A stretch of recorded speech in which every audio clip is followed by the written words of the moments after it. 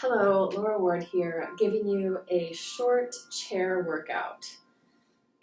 Big breath in, I'm just stretching out, taking it to one side.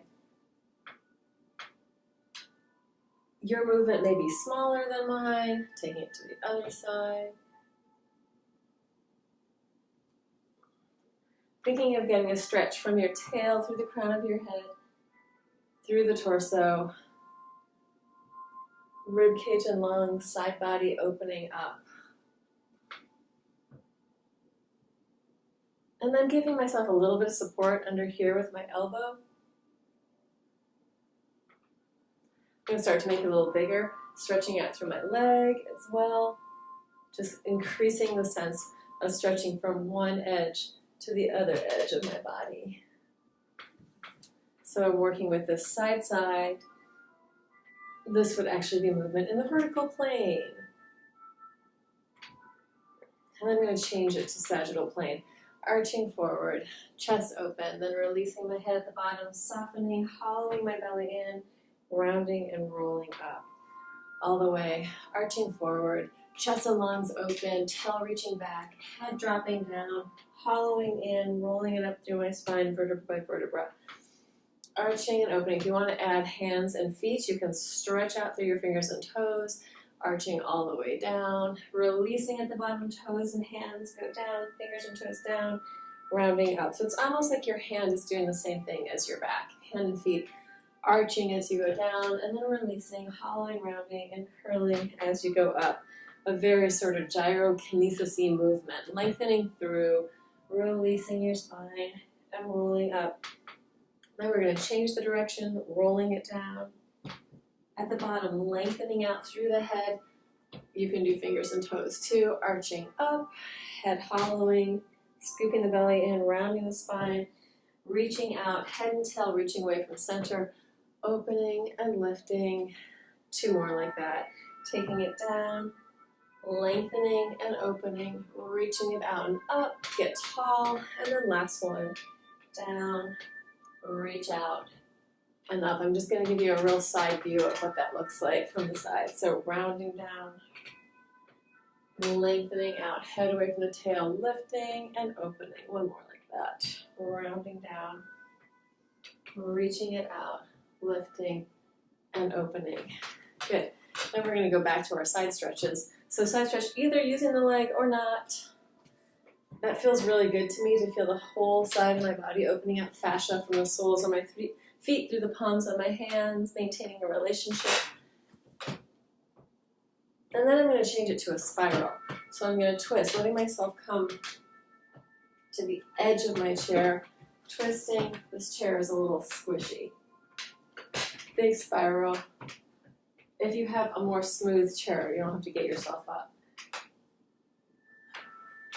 And then I'm going to start to add a little bit of reach. Reaching down, reaching back.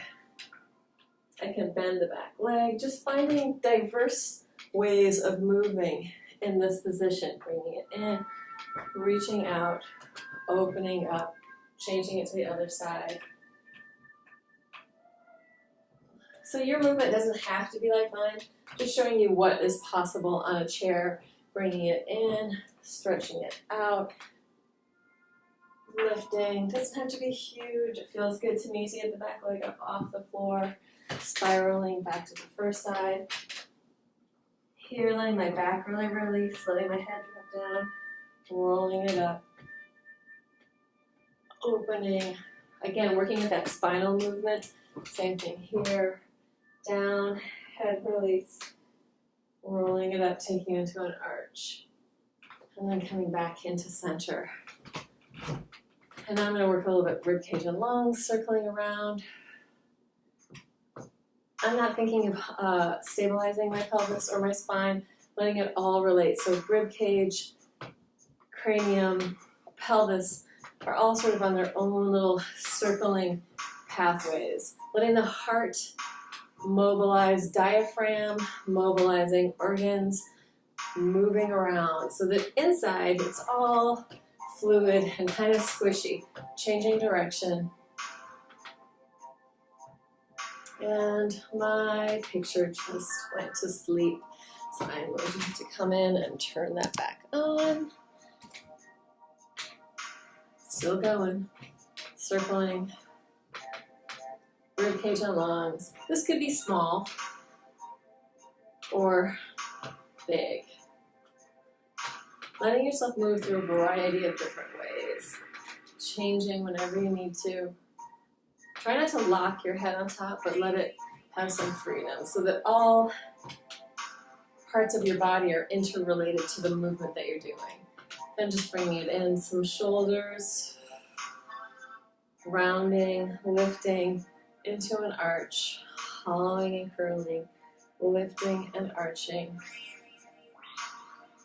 I'm going to show you that sideways, sort of sideways. So I'm rounding, lifting, arching and opening, hollowing, curling, letting it ripple from my head to my tail, tail to my head.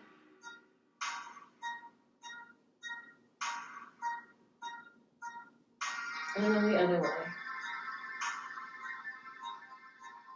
So letting this sequence through my body, feeling a connection, whole body. Let's do some really one leg stuff. So just straightening and pushing through my feet. So you can see, stretching my legs out, bending up and down through the feet. Reach it out, bend, roll through and down. Reach it out, bend, roll through and down. And you can walk open, letting your feet do the work, and then bring it back in. So as my feet are doing this opening and closing, I can feel the bones and muscles in my calf and shin really mobilizing.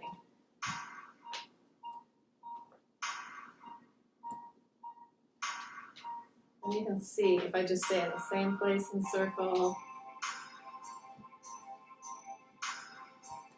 flex, point, turn it out, flex, point, turn it in, flex, point. Just trying to get some fluidity, some energy into my whole body. And then working this big arching and curl pattern, hollowing and rounding. Inhale, open it up. Exhale, hollowing, curl. Whole body radiating out, hollowing in. If I was a starfish, well, I think actually a better image would be a jellyfish. Really, this could be way slowed down, but having that jellyfish have that way of the whole body. Actually just being moved by water, really. So tuning into that fluid resilience in your body. So you're hydrating tissues, bringing nourishment into your body, through the blood flow, through the lymphatic flow. So lymph doesn't have a drain of its own, it doesn't have a pump, so it drains through deep diaphragmatic breathing, like that, and movement. And so the two things together can be great. We'll do a little seaweedy movement, totally in line with Julia Horvath from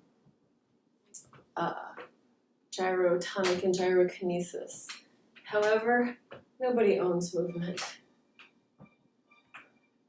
Good. Let's get a little more hands and feet. So letting the movement be asymmetrical, a little more variety, letting yourself reach, spiral, feeling the connections of your body into your center. If you need to pick up off your chair a little bit, go ahead. I'm going to do one more chair exercise that involves not sitting on the chair but using it. Almost falling off. Taking a risk. It's the music inspiring me. Which this is tonus maximus. The first piece was tonus maximus. The second piece was fa ventilato, also known as Falcontosh. Using space, carving through space to find connections in my own body. So for me right now, what I'm really feeling is that scapula, humerus, collarbone, scapula, humerus connection into the spinal relationship. So head, tail, What does it mean to be a creature that organizes along the midline but has these limbs? How are they supported? How do they come in? How do they go out? And how often is my screen going to keep going off?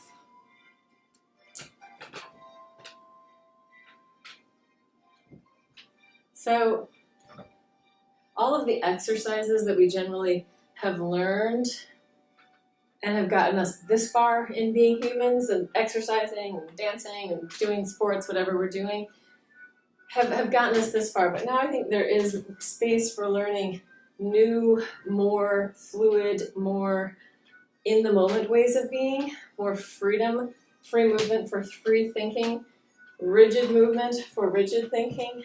If you think about what kind of movement ballet is, and I love ballet and do it regularly, but it's pretty rigid thinking. There's one right way, usually, that your teacher knows. Same with militaristic movement. And what do we want in the ballet world and in the military? We want people who move exactly the same as each other. So it's not exactly a free thinking idea. I'm going to take it into some spinal movement. You can do this here, hands on the chair. I'm going to go with arching and curling just to start. I'm also feeling my feet into the floor, how they're relating, maybe adding a little bit of releve, flexing, pointing. But I'm going to change this movement fairly quickly from being just arching curl, sort of more planar, into more three-dimensional. As the music gets weirder, so do I. Deliciousness in movement. And right now I can feel that my legs really want to get up. I'm trying to just keep the spinal, but obviously my arms have gotten in on the game. Maybe it's going to be small movement for you. Maybe it's going to be big. If you need to get those legs in there, go ahead. Play with what's possible. What feels good? So always try to keep whatever you're doing in the healthy movement department as stuff that feels good in your body. You don't need to force it into anything horrible. So I'm just going to tell one little story before we finish. That is that I used to work for a big gym in New York City, and one woman said to me at the end of my class, "Wow, I feel really good when I take your class, so I don't know if it's doing anything for me. I take this other class, and it feels awful, so I know it's really good." This is not a very healthy way of thinking, in my opinion. You want to do movement that makes you feel good. Movement should feel good. I'm not saying don't work hard. I'm not saying don't work to the point where you get sore or do different varieties of working out. But if you're finding that your body feels awful, you probably shouldn't be doing that. And especially as we get older, we want to be smarter about what we're choosing to do for our workouts. And I'm a maximalist. I like to do it all. I dance ballet. I swim. I do a lot of different fitness styles, sometimes hot yoga, not Bikram. And I like it all. I like it all sometimes, but I have a very diverse diet of movement, and that's what keeps me feeling good. And just to run it past you, I'm 48, and my body still does everything that I could do when I was in my 20s. But I have to make sure that I keep doing it so that I can keep doing it and not overdo it, and listen in to my body as much as I can so that it's a relationship that I have with myself, with my body, where I am my own best friend, and I am taking care of my body, and it is working with me so that I feel good most of the time. All right, well, thank you so much. I hope you enjoyed this and did some movement with me, and ciao.